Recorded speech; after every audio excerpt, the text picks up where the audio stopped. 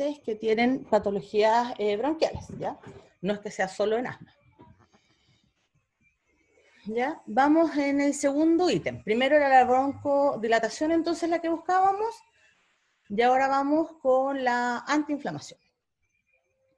Por norma general, entonces, para controlar la antiinflamación, vamos a utilizar a las drogas más potentes antiinflamatorias que tenemos, y para eso vamos a utilizar a los corticoides. Nosotros ya habíamos tenido clases de corticoides, pero en esta clase en particular vamos a tratar sobre una ventaja que tenemos de los corticoides. Y es que si bien los corticoides se usan sistémicos, que es lo más común,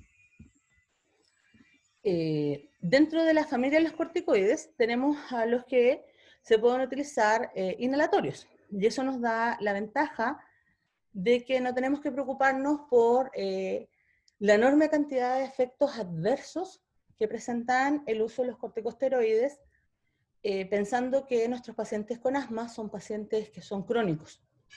Y como yo les había mencionado en la clase de corticosteroides, la mayoría de los corticoides, en general los clínicos, recomiendan que el uso no sea mayor a 14 días, máximo 21, ¿cierto? Porque si no empezaban a aparecer una serie de trastornos que generaban, entre otras cosas, por ejemplo, la supresión de la glándula suprarrenal.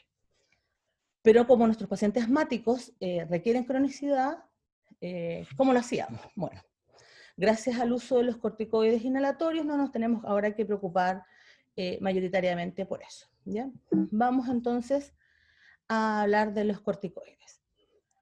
Primero, y solo a modo de resumen, recordar que los corticoides tienen dos tipos de respuesta, una genómica y una no genómica, y que esta respuesta depende de sus receptores nucleares, del receptor de glucocorticoides, que es este dimeriza, y si este dimeriza y pasa al núcleo, va a generar entonces tanto la represión como la activación de genes a nivel nuclear, y a nivel citoplasmático y no genómico, puede, por ejemplo, entre otras cosas, inactivar al NF-κB, que es un máster de la respuesta inflamatoria. Si yo inhibo o inactivo NF-κB, inmediatamente inactivo a una serie de sistemas relacionados con la respuesta inflamatoria. También me gustaría mencionarles que dentro de los sistémicos, aquí en Chile el Ministerio de Salud autoriza el uso de corticoides que son de baja potencia para los pacientes asmáticos, dado que como se van a utilizar por mucho tiempo, la idea es que se produzca la menor cantidad de efectos adversos esperables. Los más utilizados en el asma, o en realidad en todas las crisis pulmonares, son la prednisona, la metilprednisona y la prednisolona, ¿ya? Para que no se les olvide eso. Vamos a los inhalados. Dentro de los inhalados, los que se venden aquí en Chile son la beclometasona, la budesonida y la fluticasona.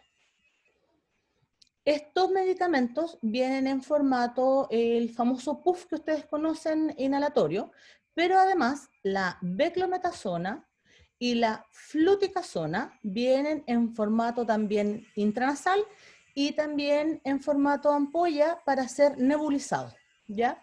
¿Por qué les menciono esto? Porque en pacientes pediátricos muy pequeñitos, menores de 1 año, es requeriente el uso de nebulizadores, ¿ya? Cosas bien interesantes que hay que mencionar aquí es que en general, dada su vida media, estos requieren su uso no mayor a 12 horas y en general basta con 2 puffs una vez al día en situaciones donde no hayan reactivaciones inflamatorias graves. Cosas que hay que mencionar también es que si bien por la vía no genómica la actividad antiinflamatoria aparece aproximadamente a las 6 horas, esta no es potente y por lo tanto disminuye la respuesta inflamatoria, pero no la exacerbación. se ha visto que la actividad antihiperreactiva y la exacerbación y por lo tanto la mejora real del paciente recién desaparece aproximadamente entre los 4 y 6 meses de uso, por ejemplo, de la budesonida. Es decir, que uno no espera que la budesonida, o en realidad cualquier corticoide, alivien al paciente en el uso inmediato. Sí, se espera que con el uso en un día disminuya, por ejemplo, la edematización. ¿Por qué les menciono esto? Porque mucha gente piensa o cree que al utilizar estos fármacos, inmediatamente durante el día se va a sentir bien. Yo lo he visto, de hecho, que casi lo usan como un reemplazo del salbutamol, y no es así, y no sirve de hecho. Y solo se pone en riesgo al paciente y además se gastan insumos que son bastante necesarios y que con el uso adecuado además permiten una mejora realmente importante para el asma.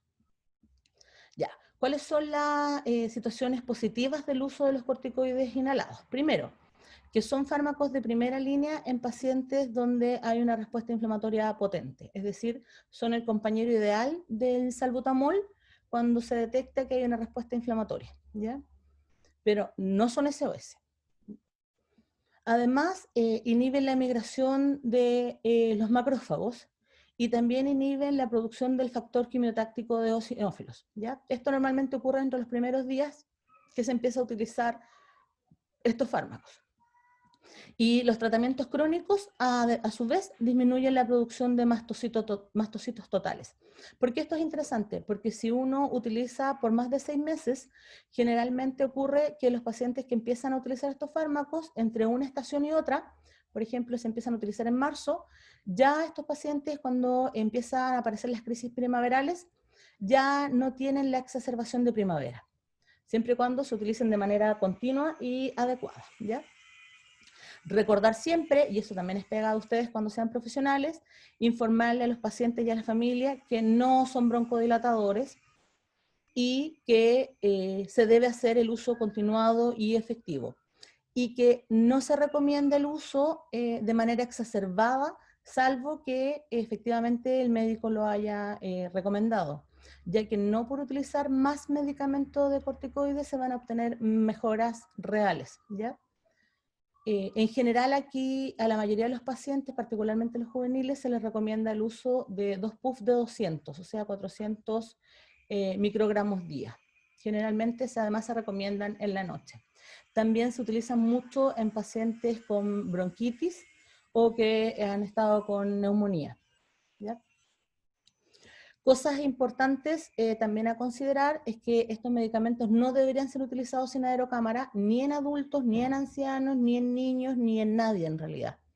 ¿Por qué? Porque las gotículas de los corticoides son bastante pesadas y tienden a precipitar en los lugares donde se administran, y si se administran de manera directa en la boca, tienden a precipitar en la orofaringe y ejercer su acción corticoide directo en la boca, y eso produce, entre otras cosas, que disminuya la respuesta inflamatoria en la zona de la boca, y también produzca entonces una disminución de la respuesta inflamatoria innata, lo que genera la aparición de infecciones oportunistas, y la infección oportunista más común por corticoides es la aparición de candidiasis, ¿ya?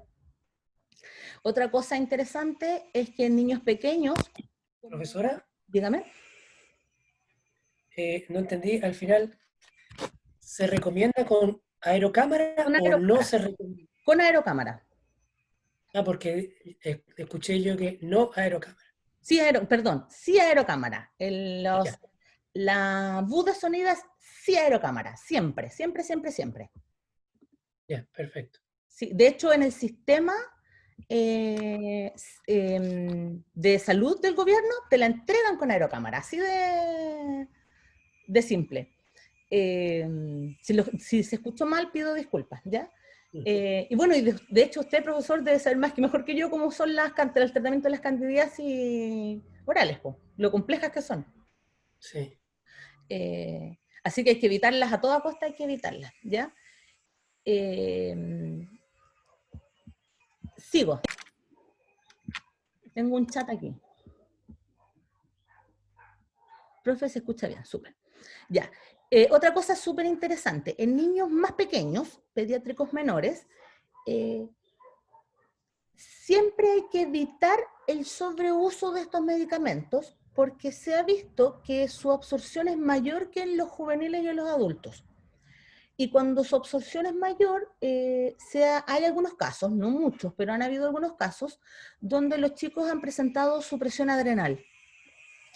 Y después el tratamiento y el control de la supresión adrenal, como se lo vimos en la clase de corticoides, es de muy difícil manejo, ¿ya? Y en general se recomienda entonces nunca utilizar a crónico más de 400 microgramos. Recordar que 400 microgramos son 2 puff, ¿ya? Que es poco en el fondo, es súper fácil llegar a los 400 microgramos.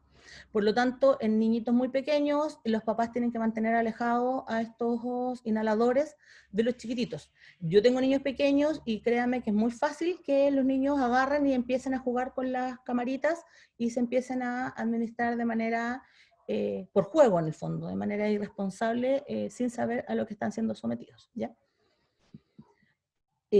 Para que ustedes se hagan una idea de mejora de los síntomas del asma, particularmente aquí en relación al uso nocturno de la budesonida, con dosis extremadamente bajas, aquí son los 25 microgramos, tras el uso por semanas, aproximadamente entre la mitad del mes y un mes del uso, ya mejora la capacidad respiratoria o inspiratoria por el uso de la budesonida. O sea que efectivamente el uso es bueno, incluso a bajas dosis. ¿Qué indica esto? Que no es necesario aumentar las dosis en pacientes bien controlados. Solamente se aumentan las dosis cuando efectivamente el paciente tiene hiperreactividades, por ejemplo, estacionarias, o pacientes que tienen problemas ya de controles por razones externas o genéticas, ¿ya? O sea, en el fondo no es llegar y subirlo. Hay que ser muy, ¿cómo se llama? Insidioso en reiterarle al paciente que no aumente la cantidad de budesonida que se administra, ¿ya? Ahora, lo que les decía yo, en el servicio público, la budesonida, que es la que está aquí, es la que está autorizada a ser entregada a los pacientes asmáticos.